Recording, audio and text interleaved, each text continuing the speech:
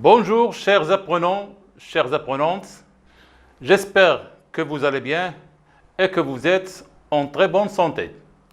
Toujours dans le cadre de la consolidation des préacquis qui porte sur l'unité numéro 2, intitulée Production de la matière organique et plus précisément le chapitre numéro 1 qui porte sur les mécanismes d'absorption de l'eau et des sels minéraux chez la plante. Donc on commence toujours par une restitution des connaissances. Donc on vous demande de définir les termes scientifiques suivants. Donc le premier c'est qu'est-ce que c'est qu'un transport actif? Donc le transport actif est un transport qui se fait à l'encontre du gradient de concentration. Donc, ce type de transport demande la consommation d'une molécule énergétique qui s'appelle l'ATP. Donc, l'ATP est la seule source d'énergie utilisée d'une manière directe par la cellule.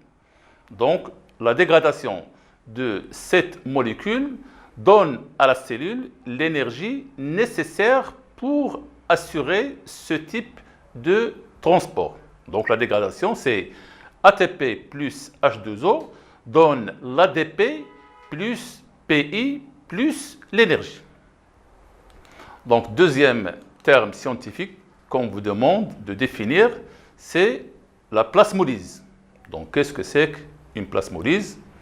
Donc la plasmolyse est une réaction par laquelle une cellule se contracte et perd son eau par un phénomène qu'on appelle l'osmose, lorsqu'elle est plongée dans un milieu hypertonique, c'est-à-dire lorsqu'elle est plongée dans un milieu qui se caractérise par une concentration en soluté plus élevée.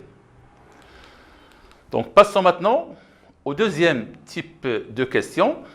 Donc on vous demande ou on vous donne des propositions et on vous donne des suggestions.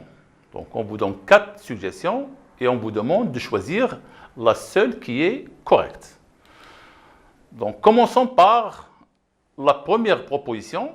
Donc pour mesurer la quantité d'eau absorbée par une plante, on utilise donc les suggestions. Nous avons le thermomètre, le potomètre, l'osmomètre et le chronomètre.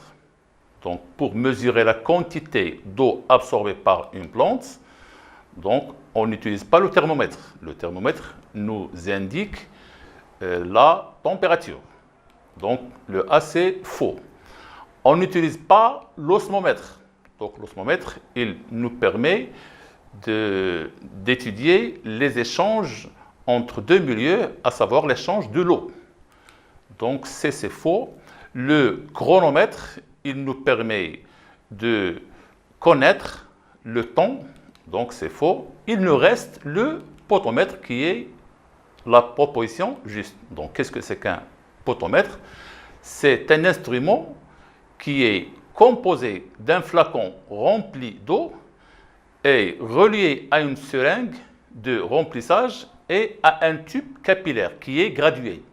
Donc ce tube capillaire qui est gradué, il nous renseigne sur la quantité d'eau absorbée par cette plante.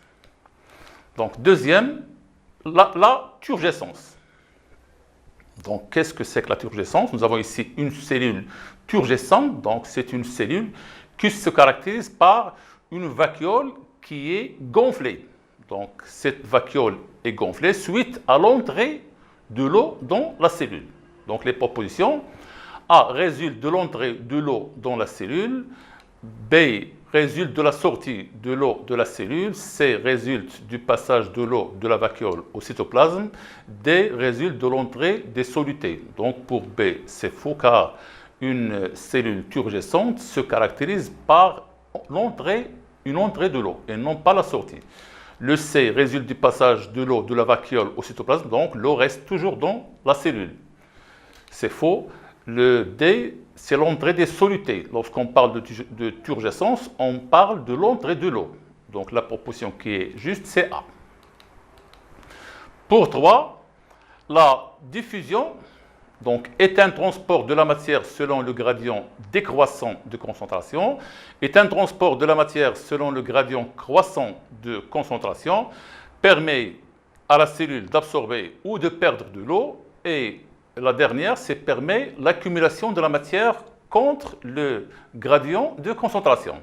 Donc les propositions, le A c'est faux, car cette diffusion se fait selon le gradient croissant et non pas décroissant. Donc le A c'est faux, aussi c'est faux, il permet à la cellule d'absorber ou de perdre de l'eau, donc, mais pour la diffusion, on parle de soluté. C c'est faux, D aussi c'est faux, il nous reste le B qui est vrai. Pour la quatrième, donc une cellule placée dans une solution hypertonique. Donc lorsqu'on parle d'une solution qui est hypertonique, ça veut dire que la solution se caractérise par une concentration élevée à l'extérieur par rapport à l'intérieur. Dans ce cas-là, l'eau sort de la cellule. Donc les propositions, A devient plasmolysée, B présente un aspect normal, C devient turgescente, D présente une vacuole gonflée. Donc le B, c'est faux. Pourquoi? Car une cellule placée dans une solution qui est hypertonique, cette cellule va perdre son eau. Donc, il ne doit pas présenter un aspect normal. Donc, B, c'est faux. C devient turgescente, donc c'est l'inverse.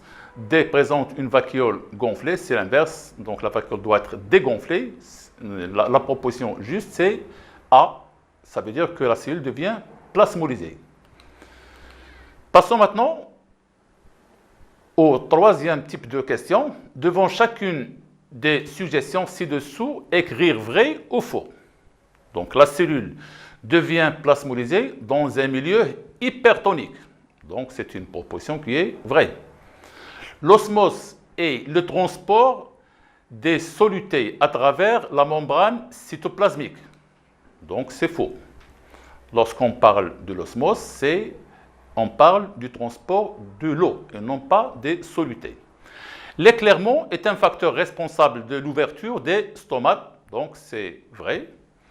La diffusion simple est un transport qui demande la consommation de l'ATP. Donc la diffusion simple ne demande pas une consommation d'ATP. Ce qui demande la consommation, c'est le transport actif. Donc c'est faux. Quatrième type de question, la figure ci-dessous présente un schéma simplifié d'une structure qui intervient dans l'absorption de l'eau et des sels minéraux chez la plante. Donc la question est, donner à chaque numéro le nom qui lui convient. Donc nous avons ici un tissu qui est formé d'un ensemble de cellules, dont une qui se caractérise par une structure qui est très allongée. Donc, il nous présente ce qu'on appelle le poil absorbant. Donc, la légende, le numéro 1, c'est la paroi squelettique qui entoure la cellule. Numéro 2, c'est le cytoplasme. 3, c'est la vacuole. 4, c'est le noyau. Cinquièmement, le titre, c'est un schéma d'un poil absorbant.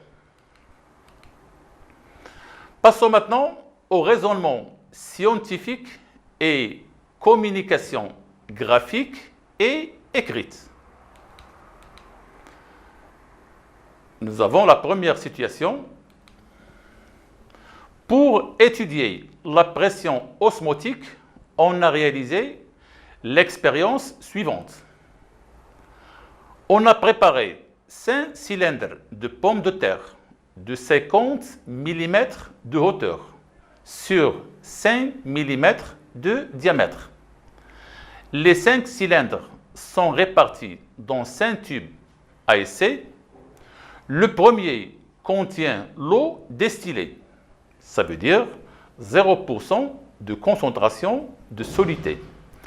Les autres tubes renfermant des solutions de saccharose à concentration croissante.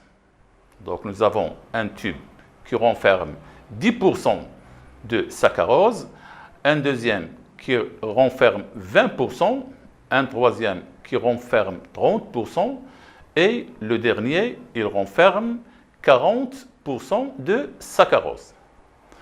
Après 1 heure, on a mesuré la longueur des cylindres.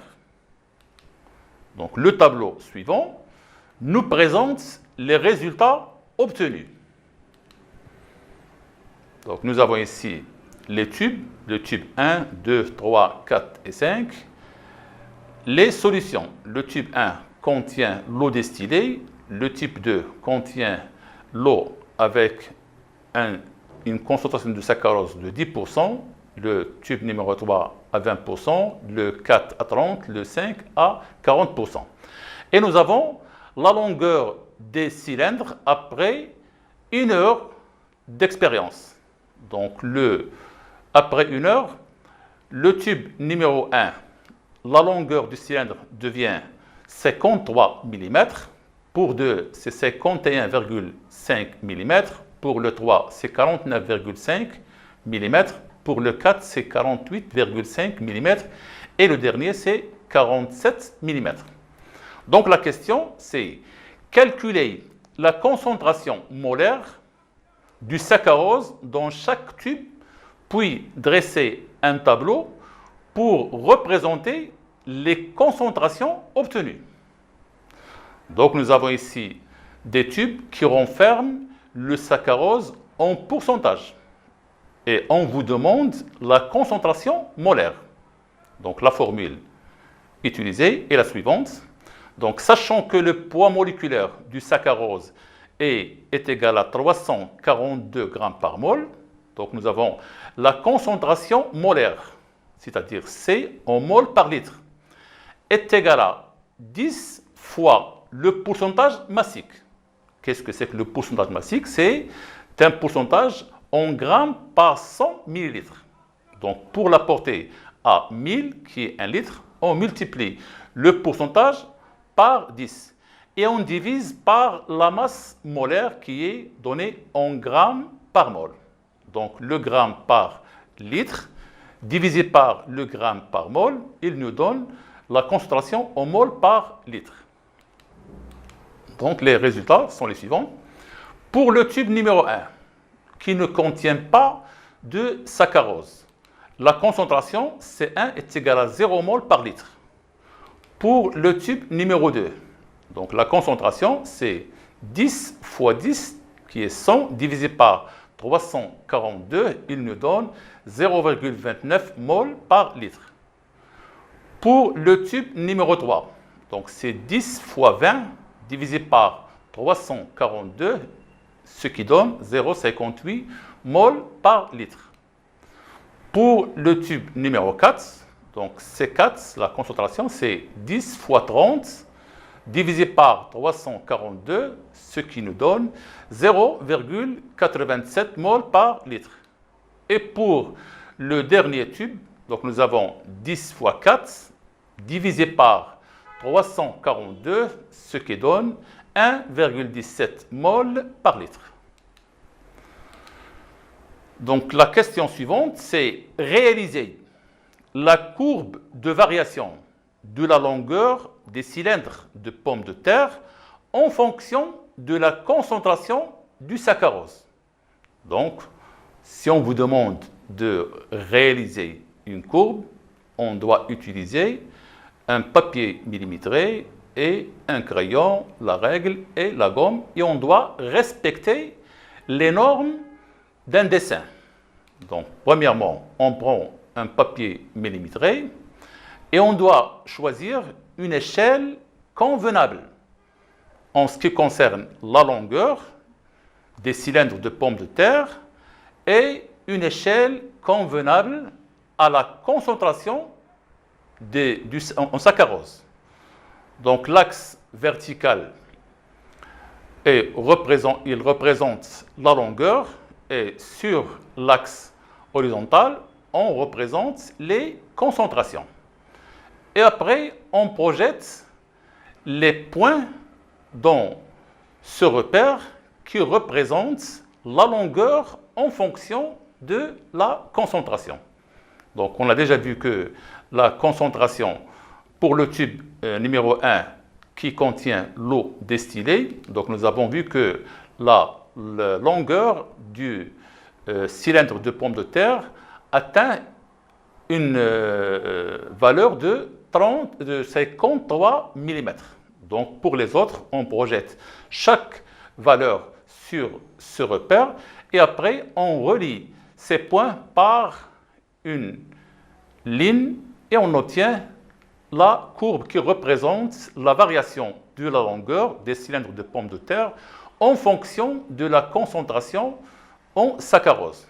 Donc toujours, vous devrez respecter les normes. Utilisez un crayon bien taillé ou de préférence de porte-mine et ne pas presser sur le papier millimétré pour garder un dessin qui respecte les normes demandées. Donc la question suivante, c'est déterminer à partir de cette représentation graphique la concentration molaire approximative du suc vacuolaire des cellules de pommes de terre. Donc si on vous demande de faire sortir la concentration molaire approximative du suc vacuolaire, donc on doit chercher les conditions d'une cellule normale. Donc une cellule normale ou un cylindre normal de point de départ présente une hauteur de 50 mm. Donc dans ce cas, pour savoir cette concentration, on projette la ligne horizontale qui passe par 50 mm, qui est la longueur initiale et qui représente l'état normal.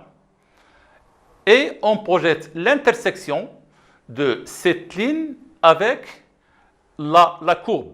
Donc l'intersection de cette ligne horizontale avec la courbe. Donc on va projeter la ligne qui est verticale, ce qui nous donne une valeur de 0,5 mol par litre. Donc la concentration molaire approximative du suc vacuolaire des cellules de pommes de terre est C est égal à 0,5 mol par litre. Donc, quatrième question, calculer la pression osmotique au niveau des cellules de pommes de terre. Donc, pour calculer cette pression, on a besoin de la température qui est de l'ordre de 24 degrés Celsius. Donc, on utilise la formule suivante. Donc, P est égal à R fois T fois C sur M. Donc, P, c'est la pression osmotique. Elle est évaluée en atmosphère ou en pascal. R, c'est la constante des gaz. Le C, c'est la concentration massique en grammes par litre. M, c'est la masse molaire en grammes par mol. C sur M, c'est la concentration molaire de la solution en mol par litre. Donc, la température utilisée, c'est une température en degrés Kelvin, c'est-à-dire une température absolue, est égale à T en Celsius plus 273. Donc, l'application numérique, c'est la pression osmotique au niveau des cellules de pommes de terre est égale à Pi, qui est égal à 0,082, multiplié par 24 plus 273 fois 0,5, ce qui donne 12,17 atmosphères. Passons maintenant à la situation numéro 2. Pour illustrer quelques aspects des échanges cellulaires, on prend deux fragments de l'épiderme d'un pétale coloré d'une plante et on les place entre l'âme et lamelle dans deux solutions aqueuses différentes dont les solutés non ionisables sont X pour le premier fragment et Y pour le deuxième fragment. On mesure le volume de la vacuole par rapport au volume cellulaire, c'est-à-dire on va mesurer un rapport R par des techniques appropriées. La figure 1 montre les résultats obtenus. Donc, on indique que toutes les mesures ont été réalisées à une température constante et que le volume de la cellule qui est limité par la paroi squelettique est constant durant toute l'expérience. Donc, les résultats sont les suivants. Nous avons ici deux courbes. Une courbe qui nous montre l'évolution du rapport R dans la solution X et une autre courbe qui nous montre l'évolution du rapport R dans la solution Y. Donc, ce qui est demandé est le suivant. La première question, décrire l'évolution du rapport R des cellules dans les deux solutions. Donc, nous avons la solution X et la solution Y. Comme vous voyez, de T0 à T1, le rapport diminue pour les deux solutions, le rapport R. Mais après T1, c'est-à-dire entre T1 et T2, ce rapport R revient à sa valeur normale pour la solution X et pour Y, il reste dans une valeur qui est réduite ou faible. Donc entre T0 et T1, la valeur du rapport R diminue progressivement pour les deux solutions, avec une diminution plus rapide dans la solution Y.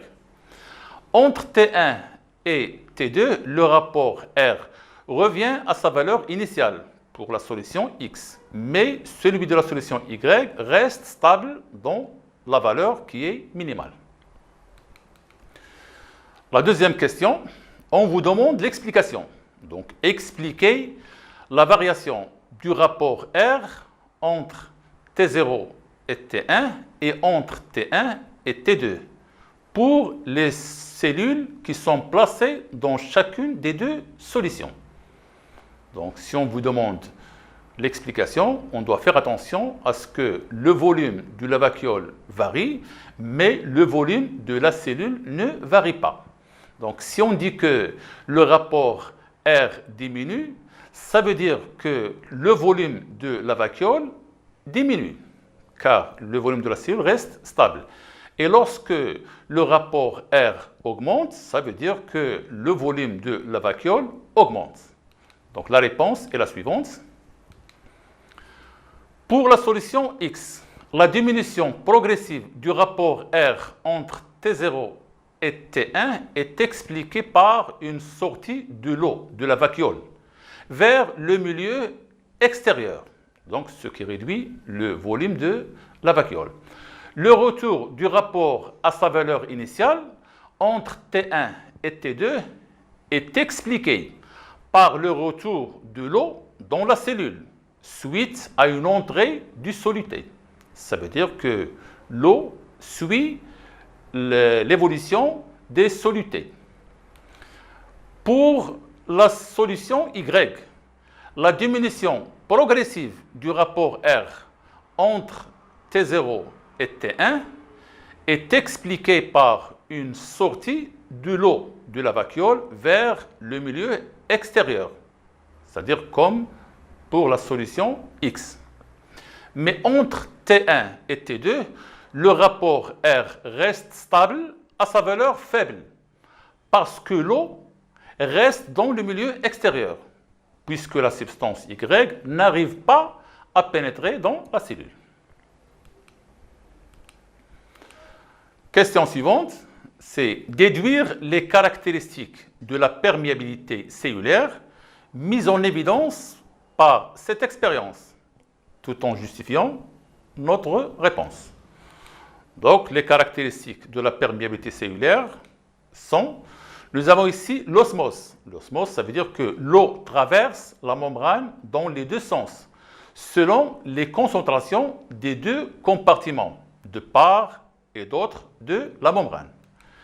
Et nous avons aussi une autre caractéristique, c'est la perméabilité qui est sélective de la membrane cellulaire, puisque les deux solutés, X et Y, n'arrivent pas à traverser la membrane cytoplasmique de la même manière. Donc, la membrane est perméable à X, donc il laisse la solution ou le soluté X pénétrer, et non pas à Y. Donc, Y n'arrive pas à franchir la barrière de cette ou à franchir la membrane cytoplasmique. Donc, au temps T4, la solution X a été remplacée par la solution Z. Donc, nous avons ici les résultats. la question suivante, c'est expliquer les résultats obtenus chez le premier fragment après le T4. Donc, comme vous voyez, après le T4, le rapport R augmente. Donc, si le rapport R augmente, ça veut dire que le volume de la vacuole augmente, puisque le volume de la cellule est stable. Et si le volume de la vacuole augmente, ça veut dire qu'il y a une entrée de l'eau à l'intérieur de la cellule et plus particulièrement à l'intérieur de la vacuole. Donc l'augmentation du rapport R après T4 est expliquée par une entrée de l'eau du milieu extérieur vers la vacuole, car la solution Z est hypotonique par rapport au milieu intracellulaire.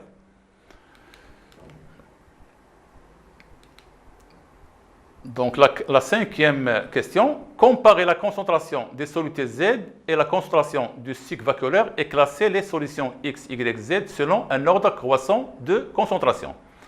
Donc puisque le rapport R augmente après T4, la concentration de la solution Z est faible en comparaison avec la concentration du cycle vacuolaire.